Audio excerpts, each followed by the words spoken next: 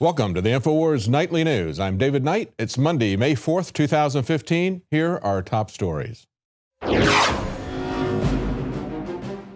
Tonight, what you need to know about the Garland terror attack.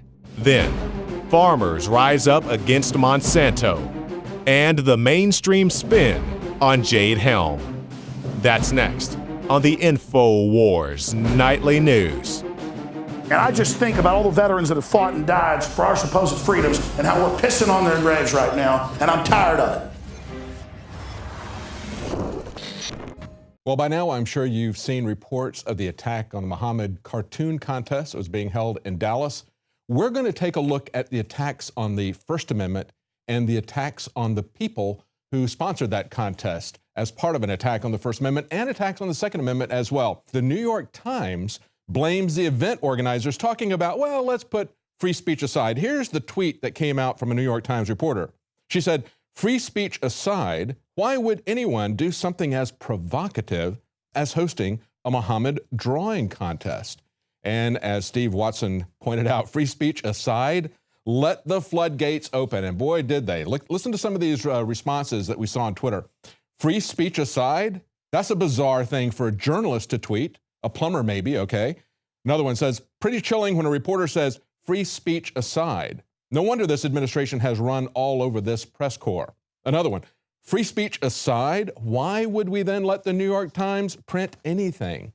Precisely. We go from a situation where, as Voltaire used to say, I may vehemently disagree with what you have to say, but I will defend it to my death, not to your death, not to say that you're justified to be shot. Now, this is the way the Daily Mail headlined it. A quote from the person holding the Muhammad cartoon contest says, this is war. The woman behind anti-Islamic Muhammad cartoon contest and her long history of hatred. You see, they make the attack against her. Not against the people who showed up with guns to murder everybody, but against her. Now, to give you an idea of how they come after them personally, I think with unsubstantiated charges, they say this organization, the AFDI, is listed as a hate group by the Southern Poverty Law Center. They describe as a watchdog organization.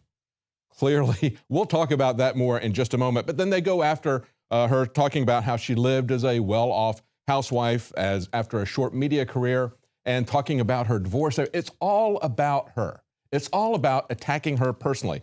What about any discussion of the religion behind these violent attacks against people who just have cartoons? And what about the idea, as we've seen before, blaming women who were raped, saying that they were dressed too provocatively? Or I remember the case of the Central Park jogger years ago, where she was criticized for thinking that she should be able to jog through Central Park. It was her fault for being in that place. You don't blame the victims. You don't blame the people who are exercising their free speech, no matter how obnoxious that free speech is. And let's take a look at some obnoxious speech that is directed at Christians. Let's take a look at just one cartoon that's directed at Christians with very hateful speech. This is something that comes from Fox. It's The Family Guy. And this is a wiki that is devoted to looking at what they portray. And this is one page that goes on for several pages about Jesus Christ and the way that he is mocked on The Family Guy. For instance, there's a standing gag that Jesus drives a Cadillac Escalade. That we see in another episode, God is seen hitting on a woman in the Drunken Clam, a bar. We see another one where Stewie admires Jesus and imagines what it would be like to meet him, then enters a room in Jesus' house to find him standing in a tub, naked, washing himself. Seeing Stewie watching him, he carries on. Another one, he makes use of his special powers to assist in a golf game, as seen in the episode Holy Crap. And then finally this one, because this goes on for several pages. Stewie explains to Brian that Jesus really didn't die on the cross in Stewie, Chris, and Brian's Excellent Adventure, as God discovers in a cutaway that it was really due to cocaine and trauma to the colon. Now, The Family Guy, that Fox program, you know, the same people that bring you Fox News, that's really hateful, stupid, juvenile behavior. Do they have to worry about Christians killing them? No. No, as a matter of fact, most of the Christians tune into their hateful, stupid, juvenile Fox News programs with Megyn Kelly when she tells you things like, yeah, it's Big Brother to have mandatory vaccines, but sometimes you need Big Brother. Now look at the way that NPR covers this. 5 things to know about the organizers of the Muhammad Cartoon Contest. Again, the first 2 are all about the Southern Poverty Law Center.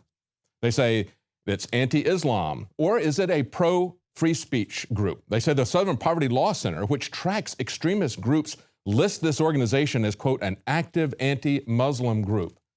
Let me tell you something. If you go to the Southern Poverty Law Center and you type in Islamic terrorists, you won't find any discussion of Islamic terrorists. What you will find is article after article of people who are worried about Islamic terrorists being labeled Islamophobes. The only time they talk about it is to attack people who are concerned about it. Then they go on to say that, talk about Pamela Geller in particular, say she's the executive director, and again, the SPLC, which is the authority for the government, and of course, NPR is a government mouthpiece.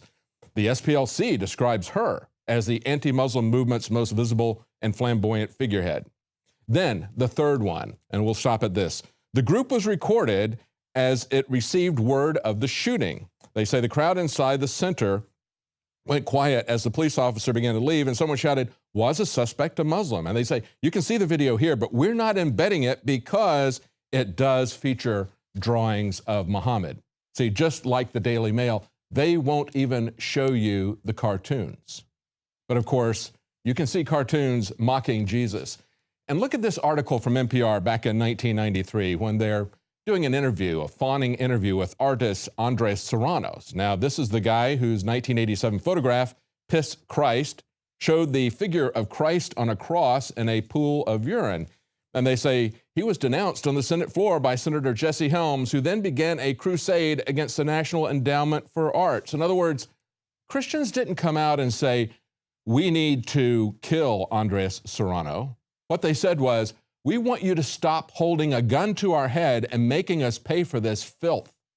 That was the concern of people. They didn't even try to censor it in most cases. They just wanted to stop being forced to pay for this. When challenged about what this was about, Pamela Geller brought that very incident up about the Piss Christ artwork. Here's what she had to say.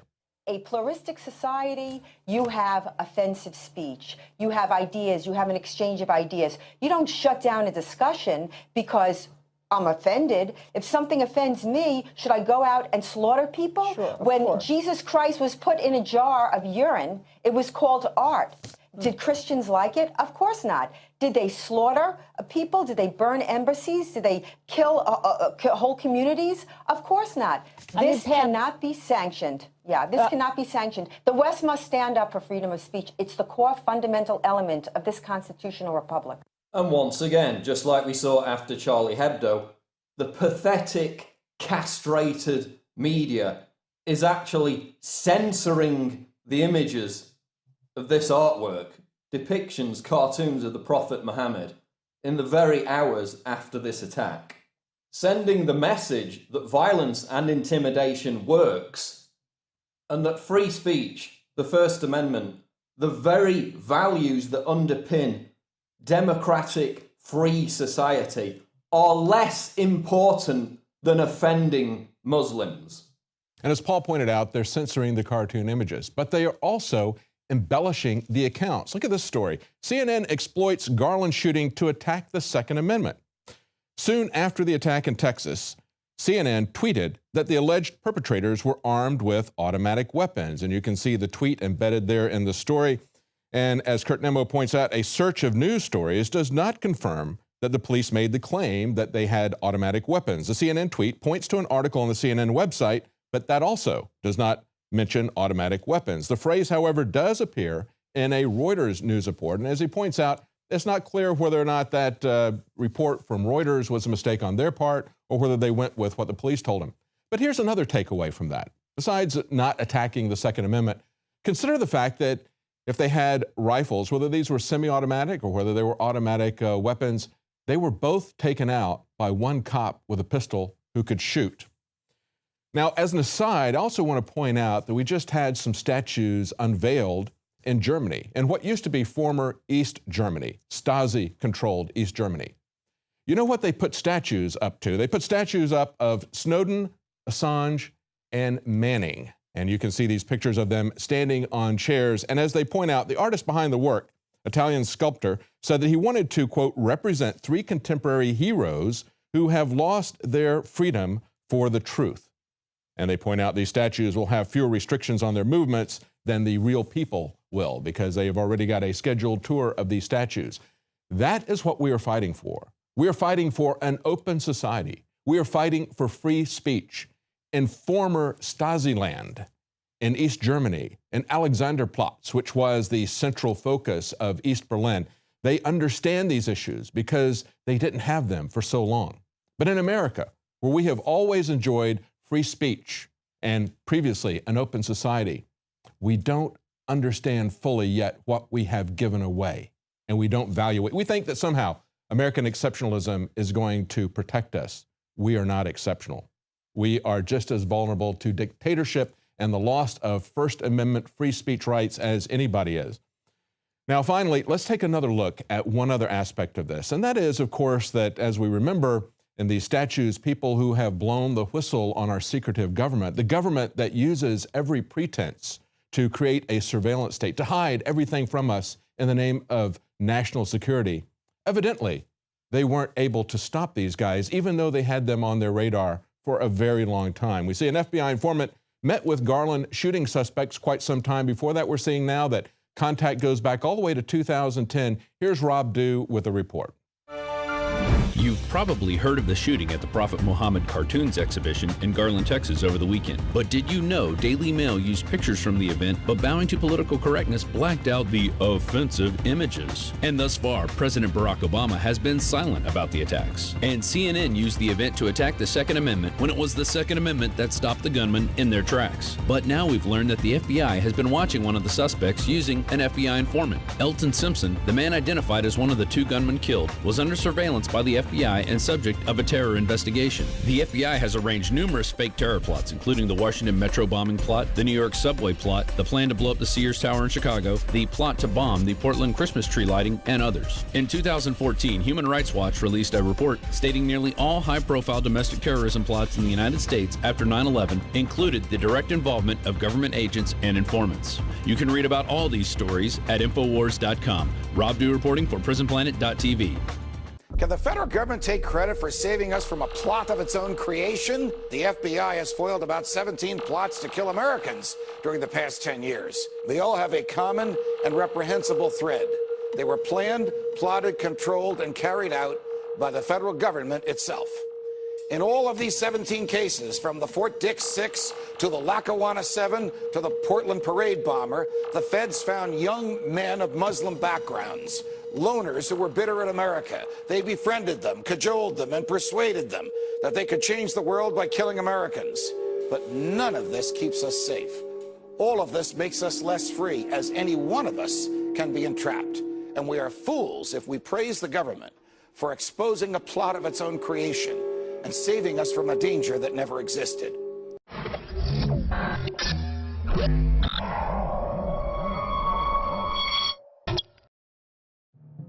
My name is Alex Jones. Most of you know me from my syndicated radio program and my documentary films, as well as INFOWARS Nightly News. When I got on air 20 years ago, I had discovered the globalist program, their plan to take over the world, and my focus went from running 6 miles every other day, swimming 2-3 miles a couple times a week, and lifting weights, to focusing on fighting the globalists. I've gone from 279 pounds all the way down to 235 pounds, and the weight's going off even faster. Super Male Vitality, Survival Shield X2 Nascent Iodine, and Oxy Powder. Those 3 products of the entire family of InfoWarsLife.com products are the most important from my own personal experience. And it wasn't just that my weight loss accelerated. My muscle mass increased. My stamina, my energy levels exploded. Now is the time to take action. Start your journey today with the Alex Challenge Pack. It's the trifecta of change. Secure yours today and get free shipping for a limited time at InfoWarsLife.com or 888-253-3139. The knowledge of the ancients, tried and true, trusted herbs and extracts.